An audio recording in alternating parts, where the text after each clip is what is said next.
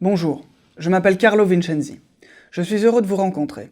Votre cabinet de consultance nous a vraiment bien vendu votre CV. Votre précédente mission au sein de Paratex fut apparemment un immense succès. Bravo. Je compte donc sur vous pour réussir votre mission chez nous.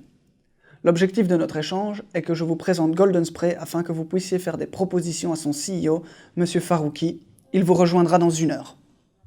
On m'a dit que vous ne connaissiez ni notre histoire ni notre secteur d'activité. Je vais donc commencer par là. Sur l'écran s'affichent les différentes activités de Horn dans le domaine de l'agronomie. Il y a 3 ans, Horn a racheté Golden Spray. Cette entreprise a été créée il y a 12 ans par M. Farouki lui-même.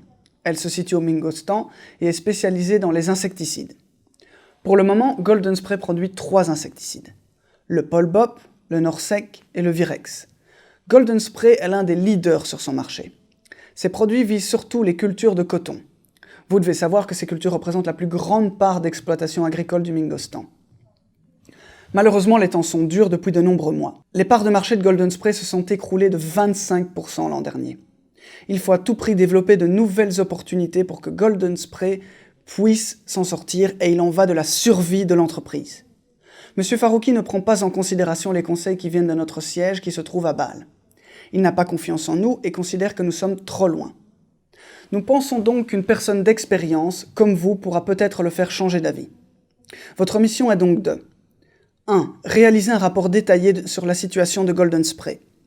2. Préparer un plan stratégique pour les 3 prochaines années. Ce plan doit reprendre les étapes et actions à entreprendre pour atteindre des objectifs ambitieux. 3. Déterminer votre stratégie pour mobiliser les employés de Golden Spray. Faites attention, ils ne sont pas habitués au changement. Et 4. Organisez votre équipe. M. Farouki va douter de votre capacité à mobiliser ses collaborateurs. Maintenant, vous connaissez votre mission. Commençons par parler du business. L'environnement de Golden Spray jouit de diverses opportunités.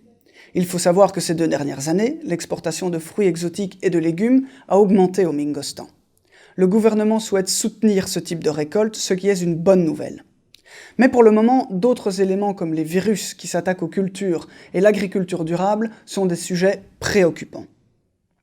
En effet, les virus qui s'attaquent aux cultures de coton du Mingostan résistent de plus en plus aux produits chimiques qui sont généralement utilisés. Nous essayons de les supprimer avec d'autres techniques, mais les écologistes nous mettent la pression pour qu'elles soient saines. La solution de Horn est donc d'investir dans un programme. Ce programme s'appelle l'Integrated Pest Management. Il permet d'avoir recours à des techniques qui font appel à la chimie, la biologie et le contrôle génétique, ce qui est plus doux pour les cultures, mais efficace aussi contre les virus. Vous avez déjà entendu parler de l'Agence internationale de protection des plantes ? Elle voudrait accorder un subside aux entreprises qui favorisent l'agriculture durable dans les marchés émergents. Le comité de direction de Horn voit cette coopération comme un moyen d'améliorer l'image de Horn, et je pense que nous devons saisir cette opportunité. Au sujet de l'agriculture durable, l'an dernier, M. Ledru a été envoyé par Horn au Mingostan. Comme vous, il est connu pour son audace et ses idées innovantes. Il a mis en place une expérience. Elle consistait à former les petits fermiers à l'utilisation adéquate des pesticides. Il a eu des résultats remarquables, conformes au concept de l'agriculture durable. C'est super, vous ne trouvez pas ? Passons maintenant à un sujet qui me réjouit nettement moins. La corruption au Mingostan. Les membres du gouvernement contrôlent les banques spécialisées dans le domaine agricole, ce qui a des répercussions sur les petits fermiers. En effet, les conditions auxquelles les banques octroient les prêts ne sont intéressantes que pour un nombre restreint de grands agriculteurs. Tout le secteur agricole devrait bénéficier des mêmes avantages, vous ne pensez pas ? Ce qui me scandalise encore plus, c'est que le gouvernement a créé des centres de recherche et de consultance agricole pour conseiller les fermiers au sujet de leur culture. Vu que la pratique des pots de vin est courante au Mingostan, ce sont toujours les mêmes agriculteurs qui jouissent de conseils et d'un traitement de luxe. Bien entendu, ce que je vous raconte là, tout le monde le sait.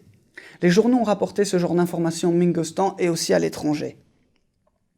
Ces éléments entachent la réputation de Golden Spray et par conséquent celle de Horn. Du coup, Horn a récemment décidé de redéfinir ses valeurs. À côté du professionnalisme, de l'esprit d'éthique, de l'intérêt agro-scientifique, un nouvel accent a été mis sur l'éthique et le business durable. Mais vous l'aurez compris, il est difficile de valoriser l'aspect éthique quand les autorités du pays ne montrent pas l'exemple à suivre. Mais les autorités ne sont pas les seules à nous mettre des bâtons dans les roues. Les distributeurs de pesticides ne sont pas non plus irréprochables.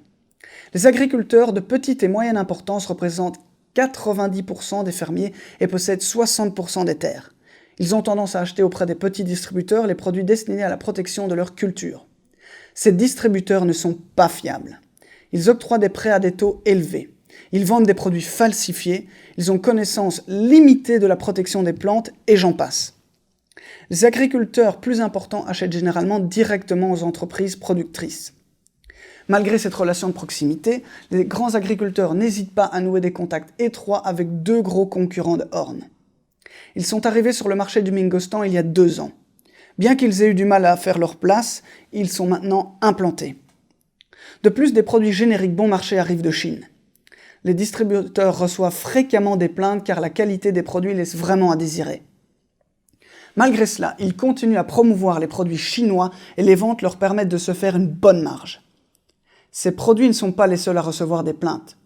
L'année dernière, Golden Spray a noté une augmentation de 35% de ses plaintes. Elles provenaient aussi bien des petits que des grands agriculteurs. C'est peut-être notre usine de Cagos qui fait des erreurs de production, mais je pense que c'est aussi de la faute des distributeurs qui vendent des produits périmés.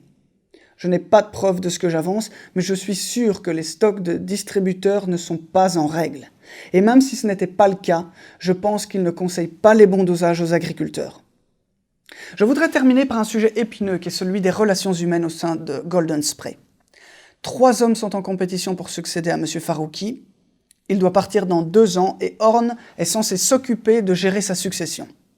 D'ici là, il va falloir composer avec lui et il n'est pas des plus faciles. Il ne veut rien entendre concernant l'achat ou la plantation d'autres cultures. Il veut rester sur le coton et il n'est pas non plus intéressé par les petits fermiers. Lorsqu'on aborde le sujet d'agriculture durable, cela le met en colère. En plus, depuis qu'il a développé un réseau d'experts en agriculture, il pense avoir solutionné tous ses problèmes.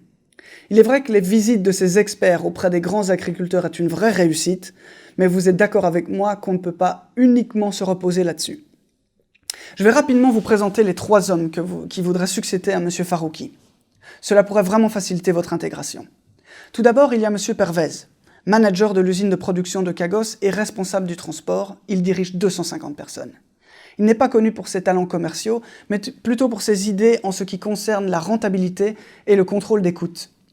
M. Marouki est aussi intéressé. Il est responsable des 200 experts agricoles qui composent le réseau de Golden Spray.